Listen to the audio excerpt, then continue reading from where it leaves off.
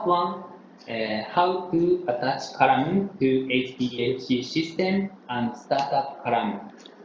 Replace inside of HPLC system with suitable element which you would like to use. And then start pump with flow rate 0.2 milliliter per minute. Remove end caps of HPLC column both sides and connect the column to the HPLC system. And now start column oven. And keep flow rate 0.2 milliliter per minute until the temperature will be reached to the set value. After that, increase flow rate gradually to required value. For example, 0.2, 0.4, 0.6, 0.8, 1.0. And you can skip 1 and 3 if the column is already attached to the system.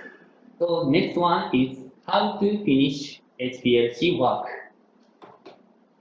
At first, set flow rate 0.2 milliliter per minute and stop column oven and open the door of the column oven. And keep flow rate 0.2 milliliter per minute until column temperature back to room temperature. And finally, you can stop pumping now. Then detach the column from HPLC system and put end cap for both sides of column.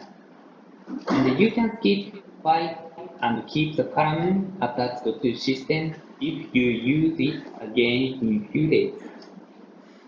Actually, these 1 to 4 are very important to longer the column lifetime.